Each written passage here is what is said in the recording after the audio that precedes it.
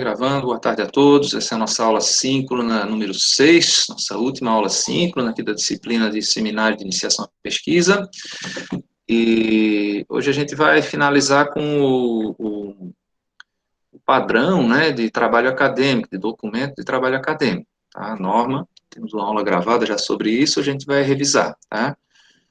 Então, deixa eu abrir só a minha apresentação aqui. Se vocês conseguem ver ela aqui. Aqui, a estrutura do trabalho, tá? Conclusão de curso.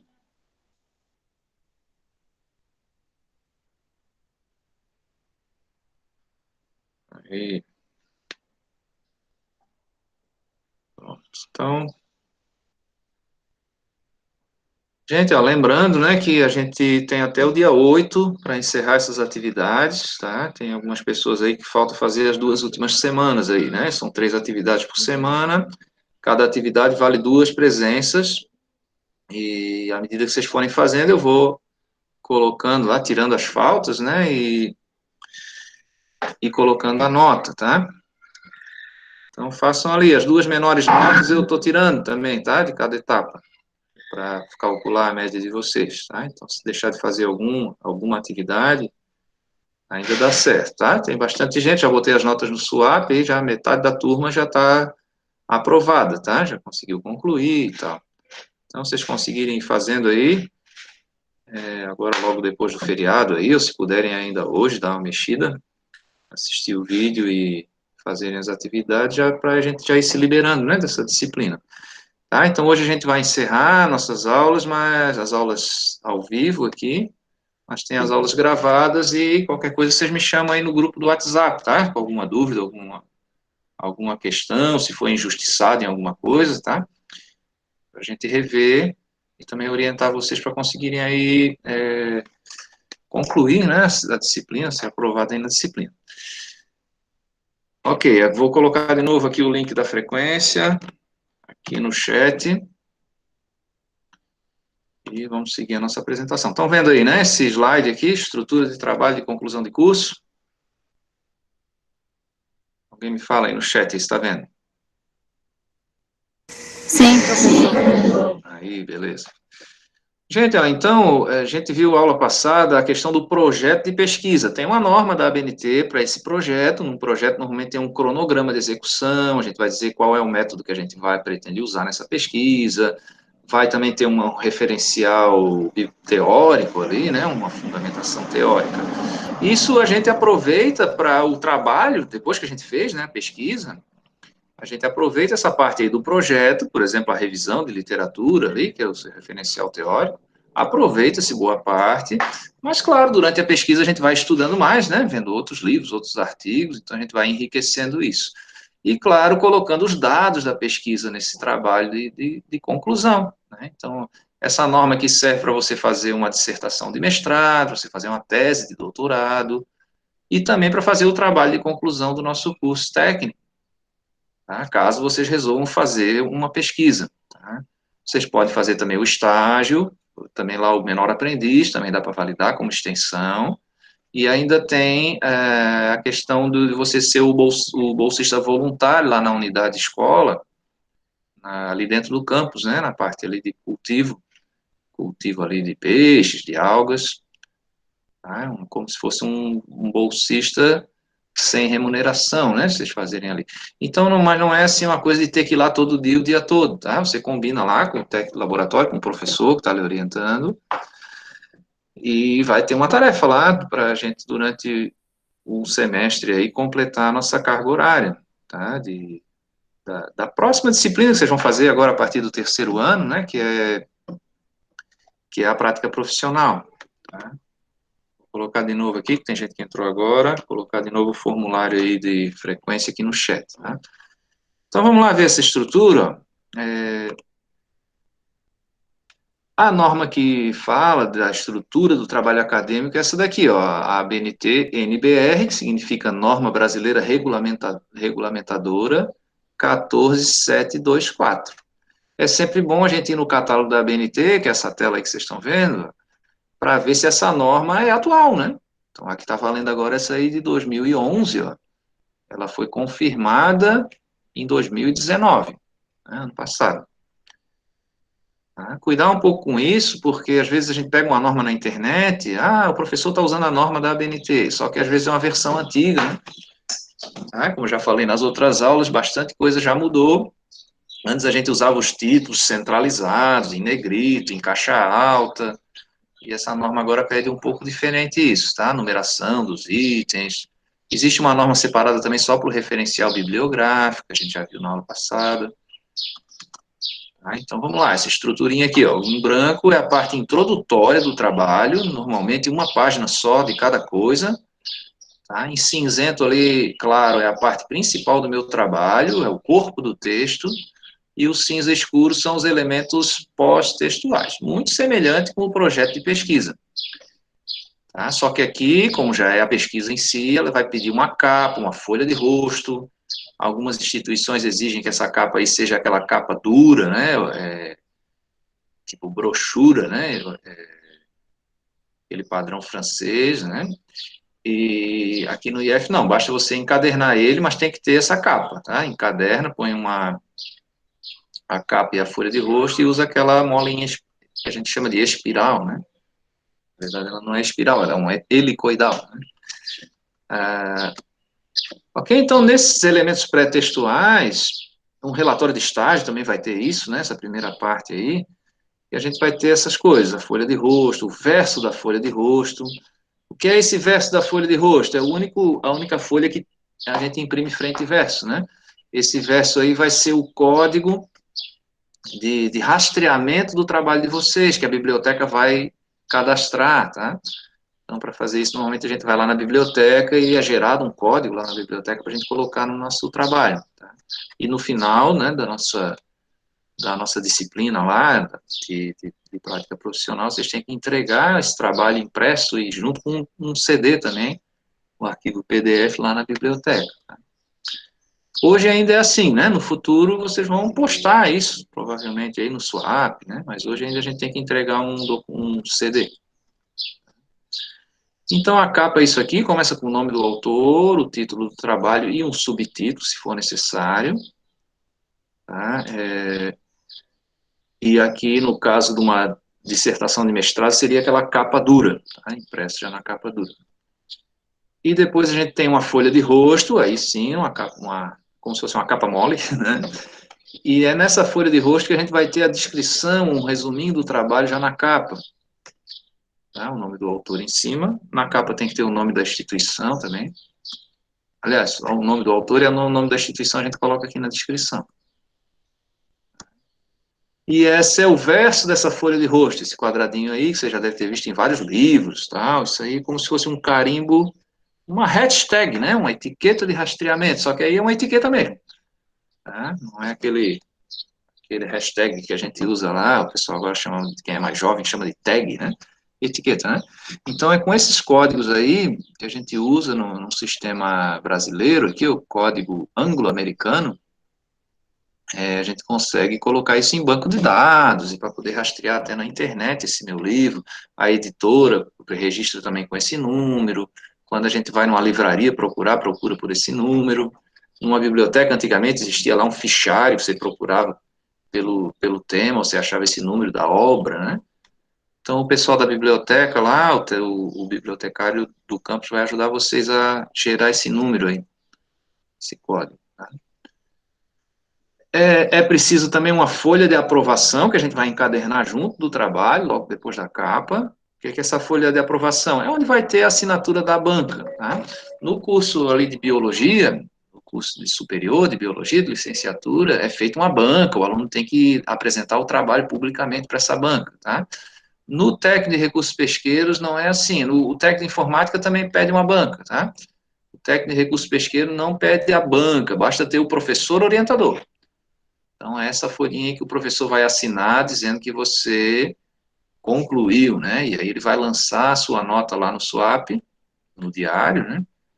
E você vai encadernar essa folhinha aí junto com o seu trabalho para entregar na biblioteca. Tá? A folha de aprovação. Tá? Tem outros elementos que não são obrigatórios, às vezes a pessoa quer colocar, né? Dedico esse trabalho à minha mãe, que sempre me apoiou, então, dedicatória, os agradecimentos. Agradeço ao meu vizinho que emprestou a internet e banda larga, né? O Wi-Fi. E também aqui a epígrafe, né? A epígrafe é uma citação de um pensador. Então, que obra-prima é o homem, como é nobre em sua razão, que capacidade infinita, como é preciso e bem feito, em forma e movimento, um anjo na ação, um Deus no entendimento, paradigma dos animais, maravilhas do mundo, né? William Shakespeare. Então, é alguma coisa que inspirou você naquele trabalho, por exemplo, né? Um pensamento de um filósofo, de um grande autor, né? A gente chama de epígrafe. Mas esses são elementos que não são obrigatórios. Aí, agora sim, esse é obrigatório, você tem um resumo, é uma síntese aí com 500 palavras, e esse resumo você vai pescar dele 3 até 5 palavras-chave, que são as palavras que a gente vai registrar lá quando gera o código da sua obra, para rastrear, né? Então, com essas palavras que a gente procura a sua obra, por exemplo, lá no Google, ou no sistema de bibliotecas, são as palavras-chave, tá? E esse resumo a gente traduz para uma língua estrangeira, chamado aí de, se for para o inglês, a gente chama de abstract, né? Mas pode ser também para o francês, para o espanhol, né? Se for para o inglês, a gente vai chamar de abstract. Tá? Então, é a mesma configuração do resumo em uma língua estrangeira. Essas listas aqui não são obrigatórias, mas a gente pode colocar. É como se fosse um índice, né? Um sumário das minhas figuras, das tabelas, os mapas, dentre as figuras aí também alguma fotografia que você usou, né? Abreviaturas. Tá? Lembrando que essas tabelas, esses mapas, a gente pode colocar eles no corpo do texto, né? Ou lá no final do texto como um anexo ou como um apêndice. Tá? A gente vai ver aqui, é um pouquinho diferente o anexo e o apêndice, porque um é feito pelo próprio autor, o outro você tirou de outros autores. Tá? Então, você pode fazer aqui uma lista de todas as figuras. Aí, cada figura, à medida que a figura for aparecendo no seu trabalho lá, você vai escrever uma legenda da figura, embaixo da figura, com uma letra um pouquinho menor, que a gente vai ver agora. E agora já vou dizer isso, né? A gente usa normalmente a fonte 12, Arial 12, e a legenda das figuras, das tabelas, dos mapas, a gente faz uma fonte 10. Aí fica embaixo logo dessa figura. E sempre que a gente usar uma figura, uma tabela, um mapa, a gente tem que dizer da onde a gente tirou. Então, você vai colocar lá, figura 1, fotografia do laboratório, não sei o que lá, tal, tal, tal. Aí, espaço, acervo do autor, se essa foto for sua. Tá? Você que tirou essa foto, né? Tipo lá, uma planta do mar, planta, figura 1, é a planta do laboratório. Essa planta, figura 2, planta do laboratório, obtido pelo engenheiro do campus Macau, tá, né? Então, dizer de onde saiu, né? As abreviaturas e as siglas também, tá? Então, a gente faz uma folhinha para cada coisa e põe o número da página. E essas coisas podem estar lá no meu corpo de texto também. Tá? O sumário, então, eu vou colocar na ordem cronológica, na ordem que está no texto, né? Numeração, em título e subtítulo, tá? Na mesma nomenclatura que está no texto, né? Por exemplo, aqui, ó, introdução, 1.1 tema, 1.2 o problema, 1.3 as hipóteses, né? Capítulo 2 lá o desenvolvimento, métodos e materiais, resultados esperados, e logo à direita a página que isso se encontra. Tem uma maneira de fazer isso automático, tá? Se eu não me engano, ali na descrição da nossa tarefa, eu botei um filminho ali mostrando para vocês como fazer isso automático no Word, tá? Que é sempre chato isso aí de fazer, porque a gente põe uma quebra de página, põe mais uma palavra, põe mais uma figura, e as coisas saem da página que estavam de início. Então, se a gente fizer de maneira automática, ele pega a página onde está aquele título lá do problema, por exemplo, onde está aquele 1.2, e já põe a página automática aí. Tá? Muito mais prático, né? No corpo do trabalho, eu vou ter uma introdução, uma revisão bibliográfica e um desenvolvimento. Dentro dessa introdução, normalmente é onde a gente vai colocar o objetivo geral, os objetivos específicos, os métodos os métodos, não, desculpa, o campo de aplicação desse meu estudo, né? E lá na revisão bibliográfica eu vou citar, normalmente a revisão bibliográfica a gente não põe subcapítulos, não, mas a gente vai citando os autores e também concluindo, né, escrevendo sobre o que eles pensam, que eles falam nos livros deles e o que a gente também acha, né? Claro, escrever isso de uma maneira técnica. E lá no desenvolvimento, aí sim, fazer 1.1, materiais e métodos, 1.2, ciclo 3, né, 3.1, materiais e métodos, 3.2, resultados, discussão, conclusão, né, no final a conclusão, e ao final as referências bibliográficas. Cuidado para a gente não confundir revisão bibliográfica com referência bibliográfica. Revisão bibliográfica também é conhecida como fundamentação teórica. Tá? É o texto que a gente escreve sobre o que a gente vivenciou ali, o que os autores, né, principalmente o que os autores dizem daquilo que a gente está querendo vivenciar ou vivenciou. Tá? E a gente vai conversando, fazendo esses autores conversarem entre si ali, escrevendo alguns parágrafos também. Isso é a revisão bibliográfica. E a referência bibliográfica é a lista dos materiais que eu usei. Tá? Então, dos livros, dos artigos que eu usei. Aí a gente põe a referência bibliográfica lá em ordem alfabética pelo sobrenome, como a gente já viu na aula passada, pelo sobrenome do autor principal. Então, na introdução, eu tenho que ter ali o tema, a justificativa, o problema, as hipóteses do meu trabalho, os objetivos, né? A gente deve evitar estar fazendo, assim, referência vaga ao título do trabalho, ficar antecipando conclusões já na introdução. Tá? A introdução é aquela parte que motiva a pessoa a ler o restante do teu trabalho. Você não vai botar todo o trabalho ali na introdução, tá? A introdução não é exatamente um resumo também, tá? Porque existe um resumo, né? Parte de resumo. Tá? Eu devo também evitar aqui destacar a introdução em subtítulos. A gente vai fazendo parágrafos. O tema deste trabalho é tal coisa, como justificativas para esse estudo, apresentamos isso, aquilo, aquilo outro. A hipótese principal para tal coisa, o problema a ser resolvido é esse. Dentre todos os objetivos, o objetivo geral é tal, o objetivo específico primordial é esse, o secundário é esse. Então, como um texto mesmo, tá? Na revisão bibliográfica, como a gente já falou lá no projeto de pesquisa, a gente vai tendo que citar e levantar fatos relevantes da literatura, né? Livros de artigos e publicações aí sobre esse tema, né? A evolução lógica desse tema, da onde surgiu. A gente sempre parte do geral para o específico, né?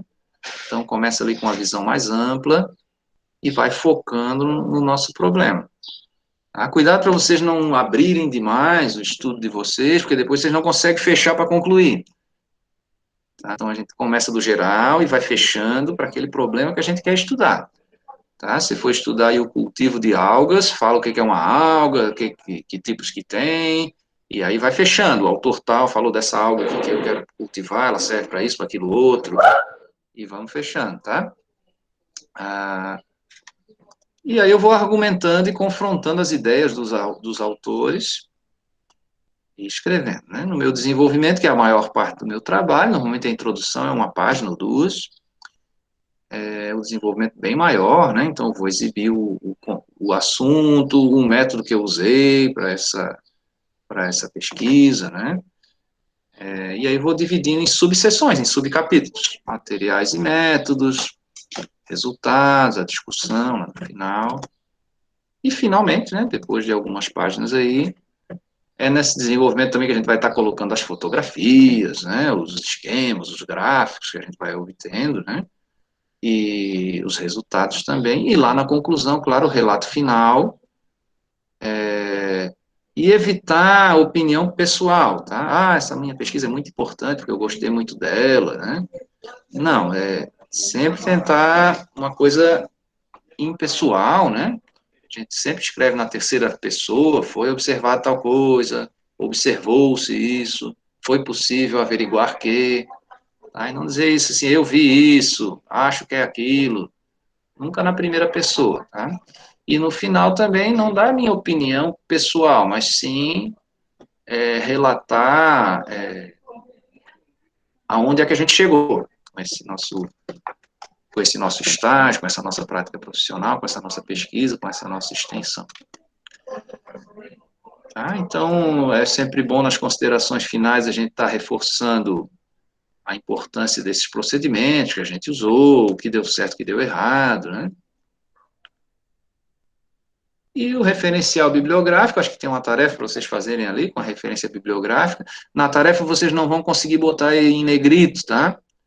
Mas façam dessa forma aí, pelo menos a letra maiúscula e a letra minúscula, mas no trabalho acadêmico a gente tem que botar em negrito. Então, se for ali, nesse caso, mosquito aqui, o Oliveira, né? Esse amigo aí, Silvio Luiz de Oliveira, aí o título do trabalho dele, né? Tá? Sempre o sobrenome, depois a obra em negrito, ali a edição, a cidade, a editora e o ano.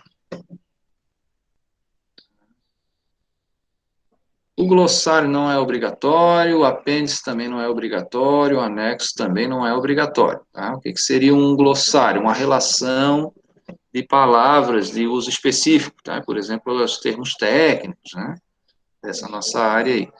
Então, vou botar essas palavras em ordem alfabética, é opcional. O apêndice ele também não é obrigatório, mas eles são aqueles documentos que o próprio autor elaborou. Você pode botar lá no corpo do texto, ou, por exemplo, se esse documento você elaborou lá um questionário, e esse questionário você não botou no corpo do texto, você só botou os resultados da coleta desse questionário, você põe ele como apêndice. Deixa eu voltar aqui só um pouquinho. Você põe ele como apêndice, tá? Se foi você que criou. E se não foi você que criou, você obteve de um livro, obteve de alguém, ganhou de alguém, uma fotografia, um mapa, uma planta, né? Aí vai ser o anexo, tá? Também não é obrigatório. Cuide, tem muita gente botando coisa desnecessária em anexo, bota uma apostila, bota o artigo que o cara pesquisou lá em anexo, aí só para encher linguiça, né? Trabalho da sadia, né? Não preciso, só vou botar em anexo algo que eu acho extremamente necessário para o entendimento do meu texto, quando eu não consigo botar no corpo do texto. Tá? Anexos e apêndices. Tá? Então, a gente põe letra maiúscula em ordem alfabética, seguido do título. Anexo 1, anexo 2, anexo 3, anexo 4 e o título. O formato aqui do meu texto é essa folha padrão brasileira, aí, A4, tá? Ela é em milímetro. Não confundir com a folha ofício, existe uma folha um pouquinho maior, padrão ofício, que é o padrão americano. Tá? Então, o nosso aqui é o A4, 210 milímetros por 297 milímetros. 21 por 29,7 centímetros, tá? Branco apenas de um lado da folha. A única folha que eu vou colocar lá é o verso da folha de rosto. Eu vou usar o verso, tá? As outras sempre na frente. Fonte 12, normalmente a gente usa o Arial, espaçamento 1,5, um caractere e meio entre uma linha e outra. As citações, notas de rodapé e legenda, sempre na fonte 10, tá? Legenda de figura, legenda de gráfico, alguma citação que a gente usa em nota de rodapé, aí usa fonte 10, Arial 10. A paginação sempre no canto superior direito, e eu começo a contar a partir da folha de rosto, não conta a capa, né? Mas eu já conto a folha de rosto, mas a numeração não é aparente, tá? Ela só vai começar a aparecer lá na introdução. Então, normalmente já começa da página 4, da página 5, na introdução, tá? E essas folhas que vêm antes da introdução, elas são contadas, mas não são numeradas. Isso é um pouquinho chato de fazer também no Word. A gente tem que fazer uma quebra de seção, ou então tem outro macete, você botar um quadradinho branco em cima do número da página, sabe? Desses primeiros ali, para ele não imprimir esse número. Eu uso um quadradinho branco, uma figura, uma forma lá, sem borda, né? Só um quadradinho branco para apagar a numeração, e a numeração começa a aparecer a partir da folha da introdução, tá? Sempre no canto direito superior. Tá? Os apêndices e os anexos devem seguir a numeração do corpo do trabalho. Então, eu vou citar, né, no corpo do trabalho eu vou citar, ver o anexo 3, tal, tal, tal, né? Então, eu vou seguindo a numeração que eu cito no corpo do trabalho. A numeração é progressiva, algarismos arábicos.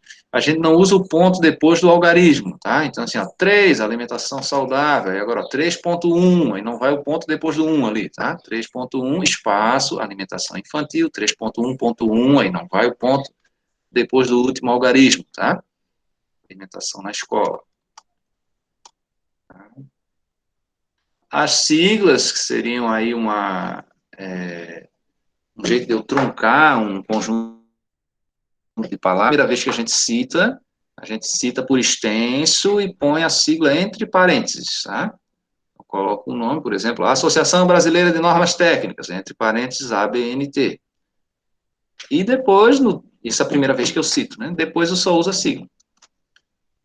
Tá? Apenas as siglas em letra maiúscula. Lembrar que sigla não é separada por ponto, tá? São as letras maiúsculas mesmo, tá? A, B, N, T, não é A ponto, B ponto, N ponto, T ponto, tá? São as letras maiúsculas, tá? Então, as figuras devem sempre ter uma legenda numerada, né? E com um tipo de em sequência numérica, né? Sempre em fonte 10, mais próxima do texto que faz referência. Você vai no texto, você não pode botar uma figura solta no seu trabalho, tá? Você escreve no parágrafo, conforme podemos ver a seguir na figura 5, o aumento da taxa de oxigenação da água é função da evaporação e tal, tal, tal. E aí, pum, bota lá a figura. Tá? Sempre cita pelo número da figura. Tá? Essa aqui, por exemplo, ó, a figura 1 a seguir, blá, blá, blá, blá, blá, blá. Então, está aqui a população, né, separada por faixa etária, masculino e feminino. E aí, lá na legenda da figura, eu vou colocar figura 1, população por faixa etária, fonte e tal. Tá? Dizer de onde é que veio também essa figura é importante, tá? Você pode dizer isso na legenda ou no próprio corpo do texto. Tá? Se for, por exemplo, de um livro, você põe lá figura 1, aí Barbosa 2005, tal, e ali embaixo você põe lá figura 1, população por faixa etária, porque você já citou de onde ela veio. Se você não citar no texto de onde ela veio, você cita na legenda. Cuide aí, gente, ó, quando vocês estiverem fazendo, né, o trabalho de vocês estarem anotando da onde que vocês tiraram as coisas, tá? Não vão colocando direto no trabalho, daqui a pouco você não sabe mais de onde tirou, de qual artigo você tirou, tá? E a gente tem o problema também do plágio, então é muito importante você refazer a escrita, né, sobre alguma coisa, não fazer um Ctrl+C, Ctrl+V, porque é muito fácil verificar um plágio. A pessoa pega ali o Ctrl+C, Ctrl+V, a gente verifica se você fez isso através do Ctrl+C, Ctrl+V, tá? Eu dou lá um Ctrl+C no teu trabalho, dou um Ctrl+V no Google e acho certinho de onde o texto que você tirou, tá? Então, a gente não deve tirar na íntegra. Se você for usar alguma coisa na íntegra, você tem que usar, entre aspas, com um recuo, tá? E normalmente a gente usa isso até 3 linhas, tá? Então, o que eu posso fazer, então, se eu quero dizer o que outro cara disse? É possível fazer isso, né? Mas aí você coloca com as suas palavras e cita o livro desse amigo aí que disse isso, né? Cuide aí porque fica muito evidente, assim, quando o trabalho é copiado, né? Vejam aí que pessoas de destaque fazem isso e se ferram, né? Se dão mal. A gente teve aí um ministro aí que citou até umas coisas lá do nazista, né? Achando que todo mundo ia achar ele inteligente por ter dito aquilo. O troço foi dito 70 anos atrás por outro cara e além de não serem coisas adequadas, né, também foi uma cópia, né? Então, cuide com isso, tá? Ok, aqui estamos terminando, né, o último item, e aqui estão a bibliografia que eu usei aqui para esse slide, para esses slides. Então, Marcon, Lacatus, Fundamentos da Metodologia Científica, Santos, Metodologia Científica, Severino, Metodologia Científica. Nessa nossa disciplina eu usei muito as normas, né, mas também livros que falam dessas normas, né, ao longo dos anos aí. Então, tem alguns aqui de São Paulo, tem um lá de Florianópolis, lá também, uma dissertação, né? Uma dissertação, não, desculpa, um livro lá do Silva Menezes, né? Da editora da UFSC, Universidade Federal de Santa Catarina. E também outros aí, a McGraw-Hill, né? a editora Atlas também, que é bem importante. Ok, gente, é isso então, muito obrigado. Não esqueça de assinar o formulário ali de presença. Alguém tem alguma dúvida ou está com alguma dificuldade aí para executar as tarefas? Podemos encerrar. À medida que vocês forem tendo dúvida também, vão me chamando no WhatsApp ali, tá? No grupo da turma. Ok? Então, sem mais nenhum comentário, podemos ir encerrando. Então, muito obrigado. Tchau, tchau. Feliz ano novo para vocês. Se cuide aí, né? Acho que a vacina ainda não chegou, mas vamos se cuidando. Valeu.